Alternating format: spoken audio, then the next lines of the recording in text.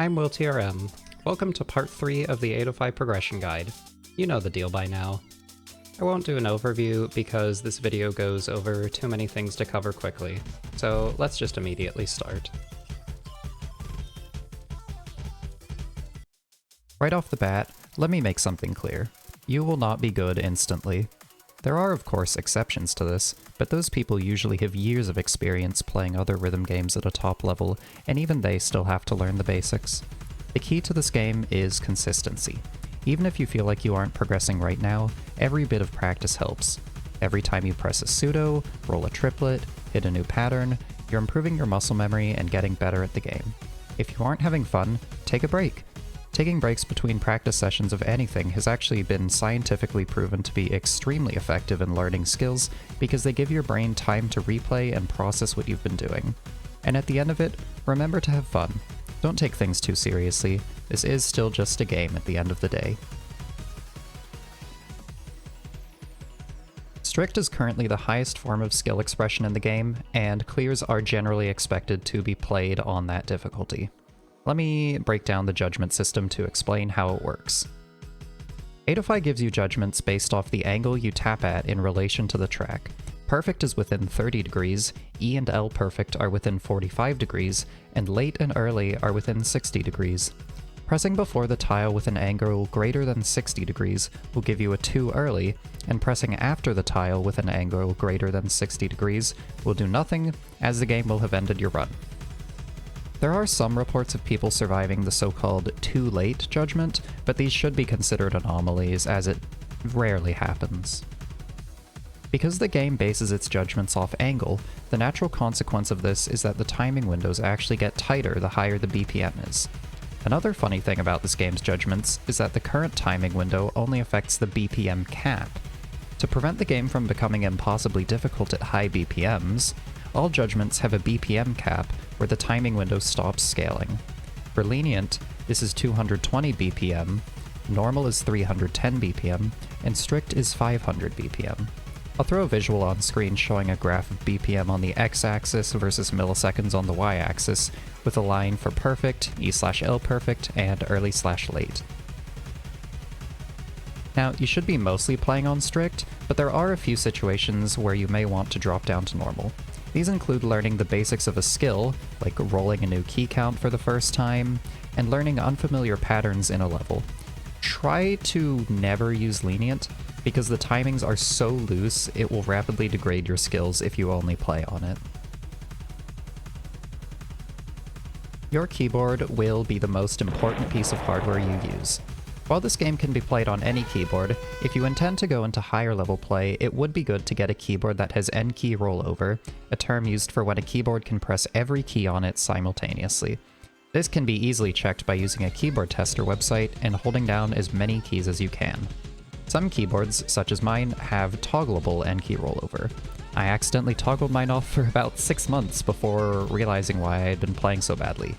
Do not make this mistake. Of course, it's fine if your keyboard doesn't have N-key rollover, but you will need to be a bit more precise with when you release keys during high key count rolling, so the new keys being pressed don't get blocked off. If you use headphones while playing, you may find it helpful to leave one ear out of them so you can hear your keyboard better. It's a bad idea to use Bluetooth devices for this game, because they have latency that may delay the audio to your ears or your inputs to the game. This latency is also variable, meaning you won't ever get truly used to it because it'll be constantly shifting around slightly. Now, before covering key bases, I'd like to go over pseudos, 3-point turns, and on versus offhand, so I can use these terms without being confusing. Pseudos are the community's way of forcing you to press 2 or more keys at the same time. 2 very common mistakes I see are pressing at the same time and using 2 hands at once for them. To fix that first mistake, look at these tiles. You'll see that they're spaced apart very slightly.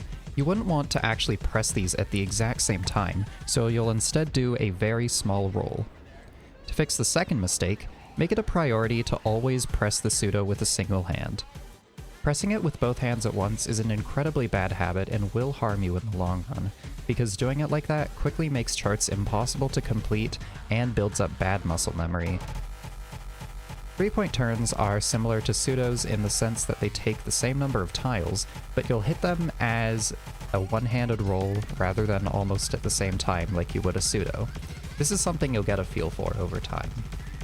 For the following sections, I will be referring to the dominant hand as the on hand and the non-dominant hand as the off hand, mostly because I don't want to repeatedly say dominant. Now, in the community, we have a term called n-key base, which is a way to describe the basic finger count required to clear a certain section of a chart. You can generally think of like the minimum number of fingers that will be tapping at a constant speed, though it is a little flexible in its definition. So for example, if I were to say a pattern is 4-key base, then this would be interpreted as the pattern being 4-key rolling, with some supplementary extra keys added on when needed. In 1-key base, you'll primarily be using your on-hand index finger to tap at a constant speed, then adding in extra hits from your off-hand index finger where the speed would be too high for one finger alone. This can be seen in this section of First Town of this journey. Note how the index finger is always tapping at a constant speed, and other fingers are added in as needed. Also note that the pseudos are always being pressed with the on-hand.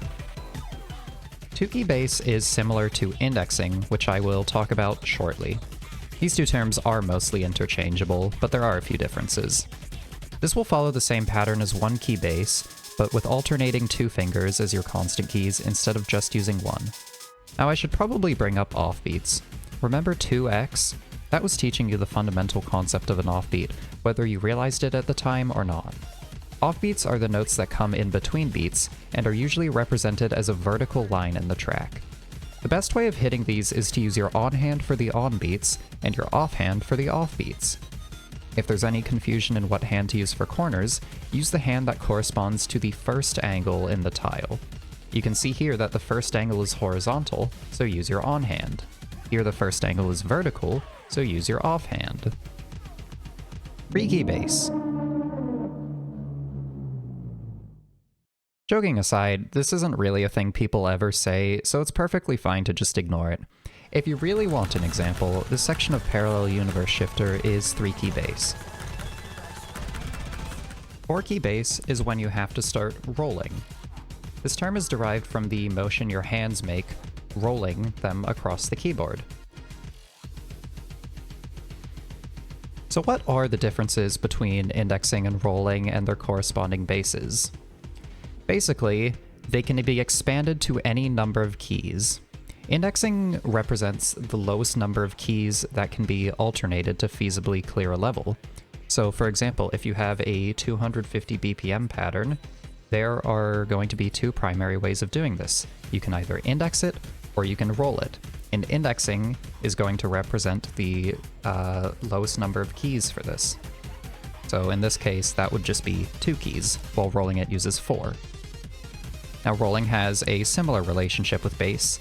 It's usually described to use 4-key bass, but can and will be expanded to higher key counts, and lower in the case of 3-key rolling. Now you might wonder, which playstyle should I use? Well, it depends on both the level and your own skill set. Indexing requires a lot of training of stamina and speed, but generally lets you get higher accuracy because you have less fingers to worry about. Rolling doesn't require significant stamina or speed most of the time, but comes at the cost of having to execute more complex inputs to hit the same patterns.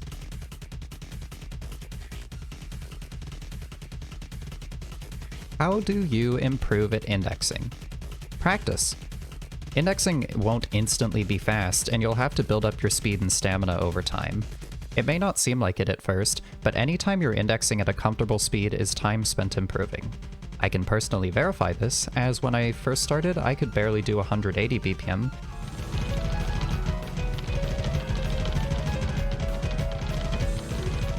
But now I'm usually able to push all the way up to 240 BPM. And I'm still improving.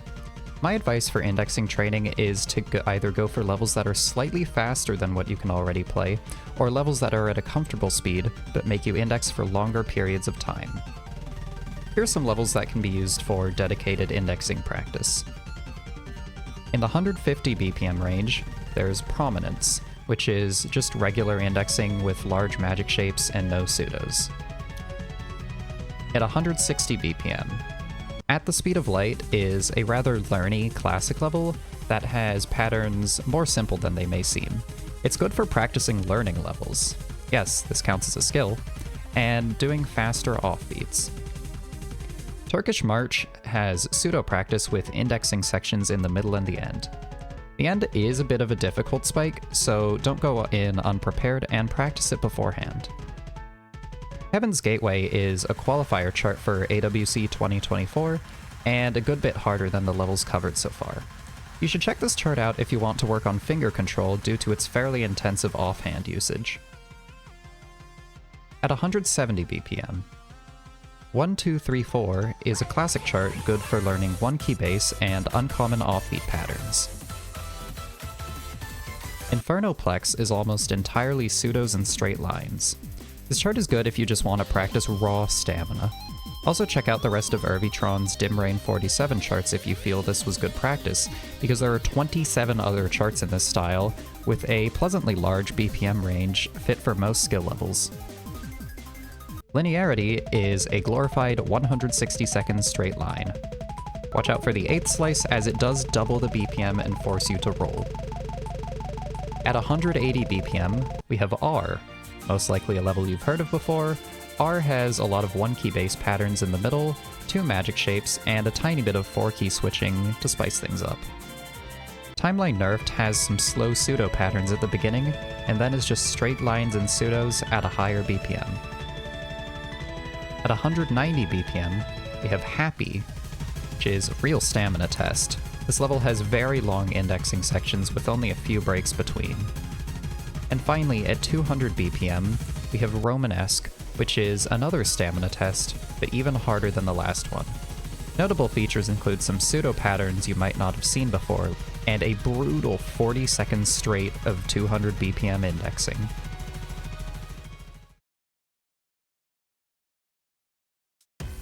How do you improve at rolling? The answer may surprise you. It's practice again. Rolling mostly comes down to hand technique. You'll actually want to move your individual fingers as little as possible, because the most effective technique is to roll your entire hand across the keyboard. Done right, it should look something like this, with the first key you press also being the last key you release. You may notice in ADOFAI footage that people tend to roll in 2 different ways. This brings us to inward and outward rolling. These terms are fairly self-explanatory, describing the direction the hands are rolling. Inward starts on the outermost key and goes in, and outward starts on the innermost key and goes out. You can also combine the two to form staircase rolling, forming a key viewer that looks like this, or this, depending on the direction. There's no benefit to using one method over the other, so just do whichever feels the most comfortable to you. Another tip for rolling is to focus on the outermost keys. Any keys that get constantly tapped should go on autopilot, and you'll only need to focus on the additional ones. So if you're doing a 4-key bass rolling pattern, and you're using, say, S, D, F, J, K, L as your keys, you only need to focus on pressing S and L when needed, because your D, F, J, K keys will be being pressed on autopilot. Here are some levels focused on rolling that you can use for improvement. The Limit Does Not Exist is the rolling level. It being in the form of magic shapes also makes the timing slightly tighter, so it's even better practice. Ignition is an easy rolling level, also featuring some triangles so you can get a feel for those patterns when they appear. The timings on this one will be more lenient because of the smaller angles. Cryptic Worthy Widget is Ignition but a good bit harder. Expect similar charting to Ignition because these were both made by Rifter. I recommend disabling the effects because the main drop is a bit hard to read. Extragalactic Space is an introduction to pseudos in the middle of rolling. Maybe don't go for a clear of this level, but instead just practice the rolling sections, because there's a lot of nothing in between them.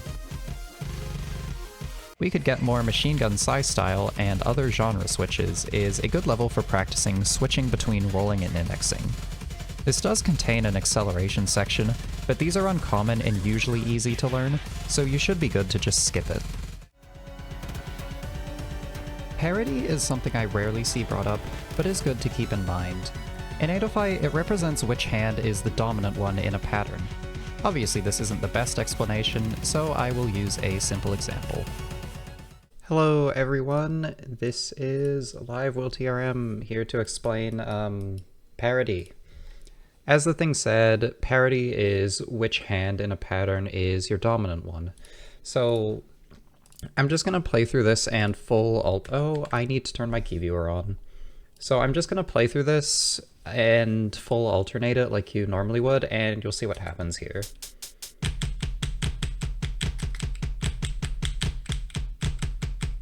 So right now you can see that my hand is flipping. My dominant hand is basically flipping every time I hit a triplet. So here it's the right hand, here it's the left hand, here it goes back to the right hand. And the reason that happens is because every time you hit a pattern that would take up the space of one bar with an odd number of hand presses, the parity will flip and dominance will go to the other hand. So you can see that one bar in here would be 1, 2, 3, 4 hand presses, but this pattern also taking up the space of one bar would be 1, 2, 3 hand presses, which flips it. I'll do it again. And it flips. So the way you would avoid it is by manipulating the number of hand presses to change it to an even number. So here, there are two things you could do. You can either roll it or you can tap on the same hand twice. Because if I were to tap these two with the same hand, that's still one hand press, then a left hand for a second hand press, and that's an even number, so it doesn't switch. I'll demonstrate that right here. Right, right, left.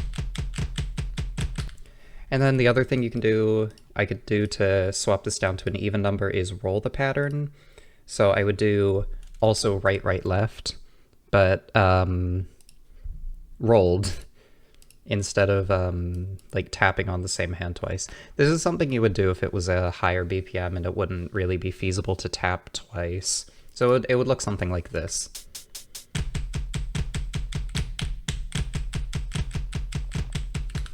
Yeah. So just watch out whenever you're hitting patterns with odd numbers in them. This will mostly apply to triplets, but it can occur elsewhere when you're doing like quintuplets, maybe something like weird tech chart.